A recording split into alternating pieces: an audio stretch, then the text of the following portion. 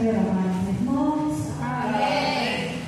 Irmão Aluno está assim, semblante dele saído, está sem aquele sorriso largo no rosto. Nós louvamos a Deus por essa oportunidade, pela vida de cada um dos irmãos. Essa semana não foi uma semana tão fácil para a irmã Solange.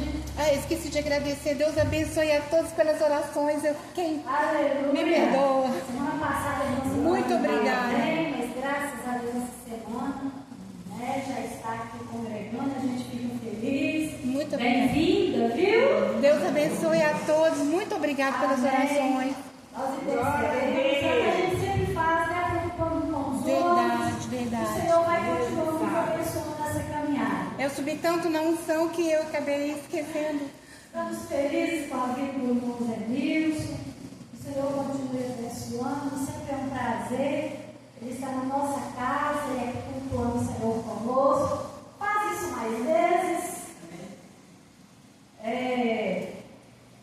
Não foi feito para ele, né? Bem-vindo. Porque muitas vezes a gente fica tão acostumado que sempre de quando em quando está aqui. Mas eu vou falar, né, que o irmão Zé Nilson seja bem-vindo em nome de Jesus. O que os irmãos vão dizer?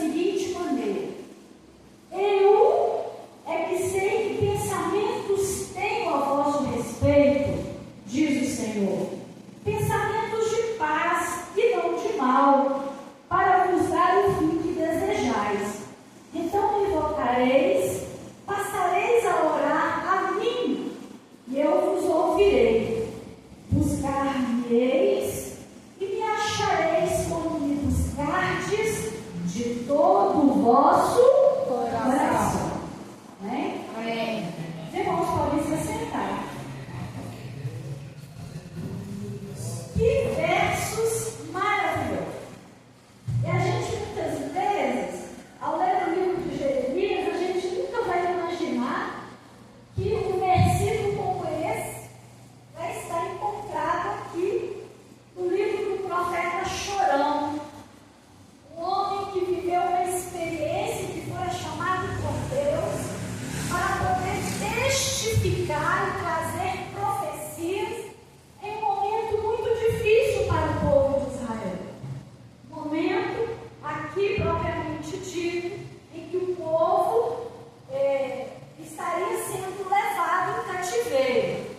E o rei da época, não dando atenção ao profeta de Deus enviado, deixa de lado, começa a debochar críticas em relação ao profeta, mas Deus é um Deus fiel e verdadeiro que vai cumprir a sua palavra, porque o que sai da boca de Deus não volta para trás. Amém.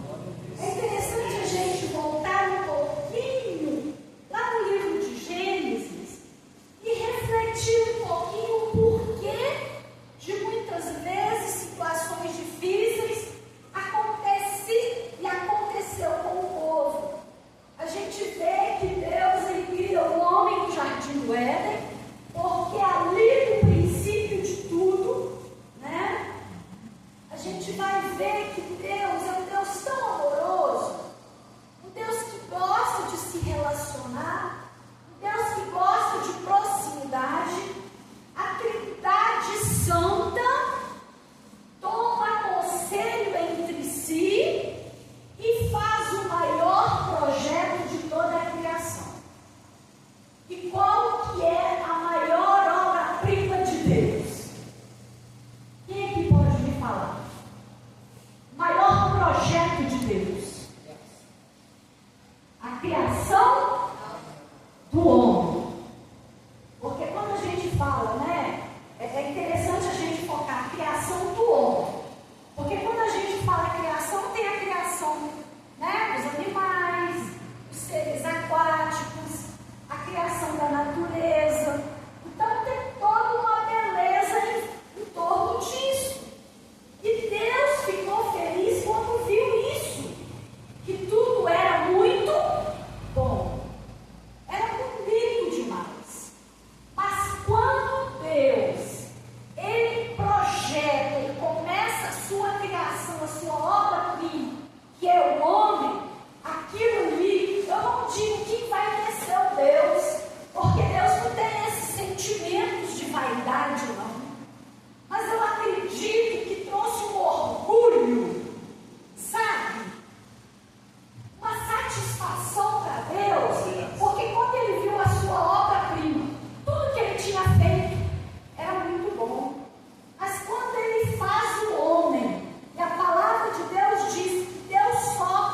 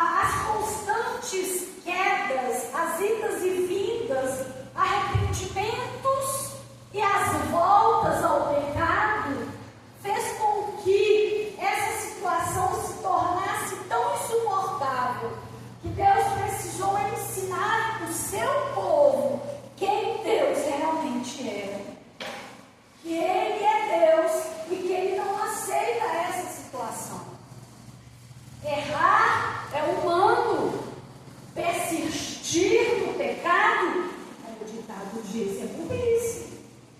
Por que sofrer? Por que sentir fome? Por que passar sede? Viver em constante dor e sofrimentos, se Ele é a fonte da água da vida. Se Ele é o alimento vivo que desceu dos céus. Mas o povo, em constante desobediência, trouxe como consequência, não Deus punindo, mas a consequência das suas atitudes fez com que o povo fosse levado cativo para a Babilônia. E chegando lá, fora exigido, como o salmista fala, porque provavelmente esse salmista, ele estava lá, ele presenciou, vivenciou este momento e pôde testificar em forma de cântico. Como que alguém que tem a sua pátria, tem a sua origem, vai estar feliz, cativo? Apesar de toda a liberdade que a pessoa tinha ali, era escravo, estava em uma terra distante que não era a sua, não tinha os mesmos costumes, não tinha a oportunidade de estar no templo para adorar, segundo a sua tradição, o Deus Todo-Poderoso de Israel. Estava em terra estranha, com um povo estranho, com costumes estranhos, e ali não estava bem.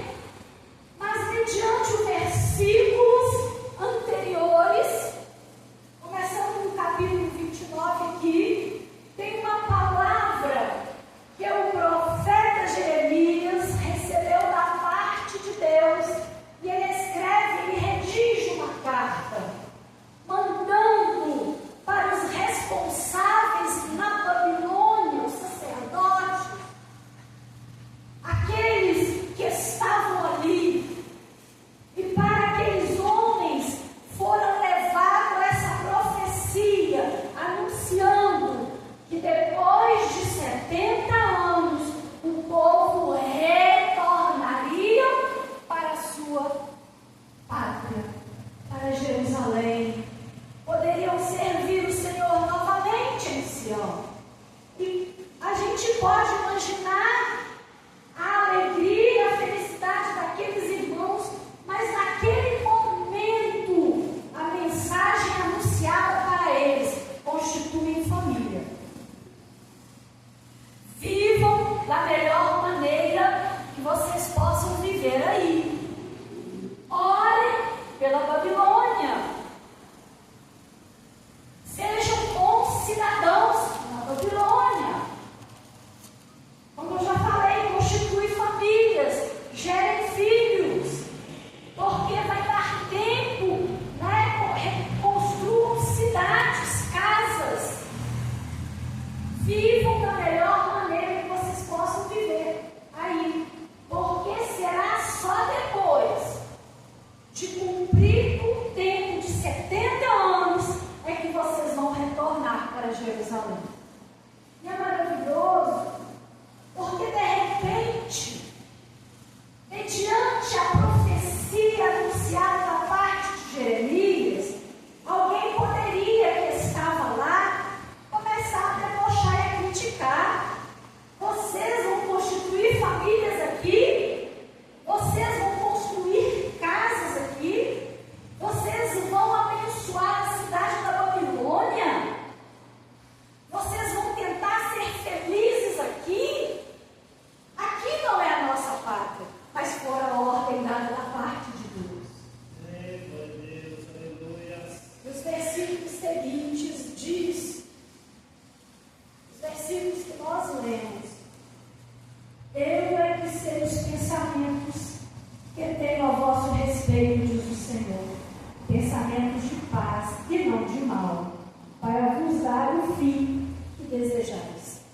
Será que Deus, ao falar para o povo, constitui família, construam casas, abençoa a Babilônia, vive uma vida feliz da maneira possível aqui. Será que Deus, Ele desejava alguma coisa ruim para o povo? Não. Enquanto eles estivessem ali, precisavam de ser felizes.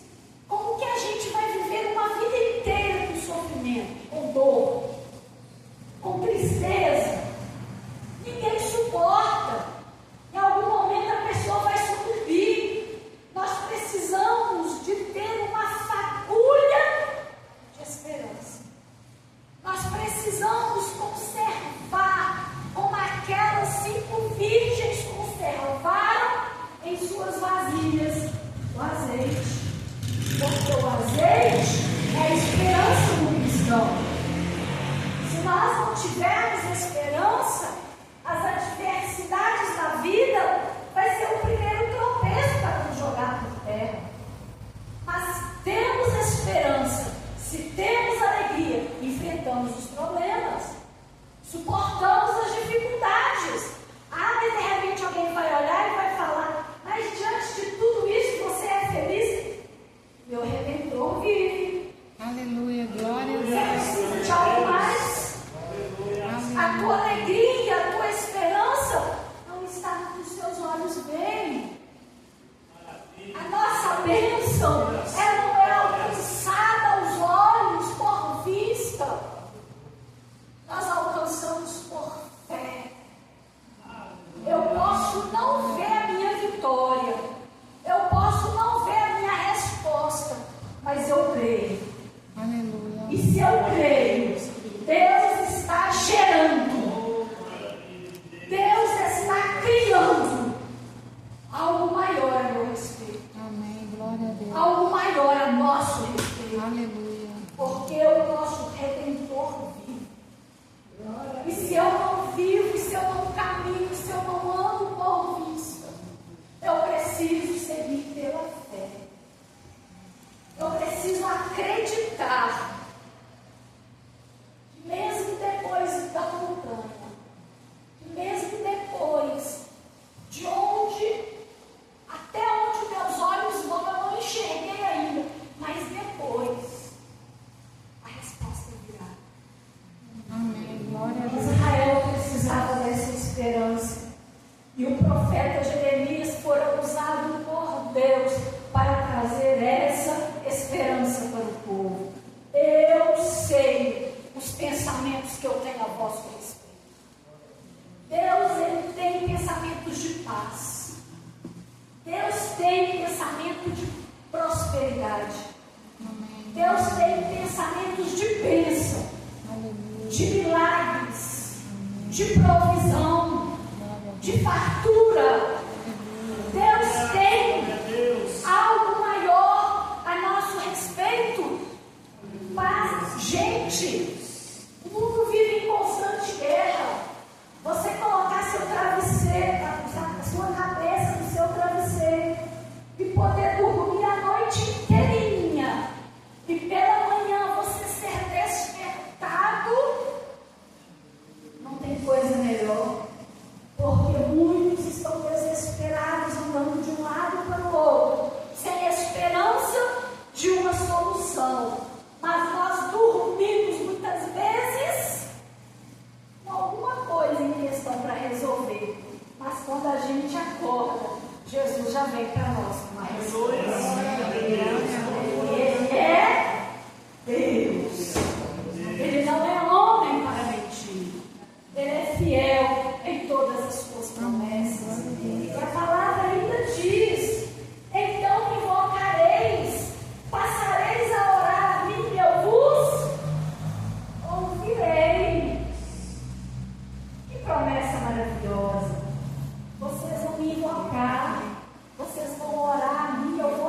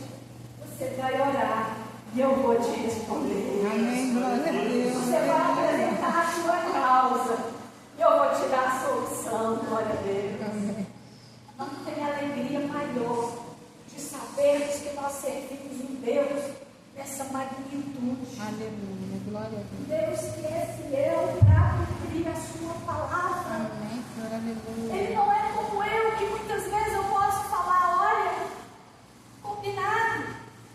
Eu combinei com a irmã Vanusa e não consegui cumprir sábado. Mas eu quero te dizer, irmã Vanusa, que eu não cumpri. Mas Jesus, Ele não é eu.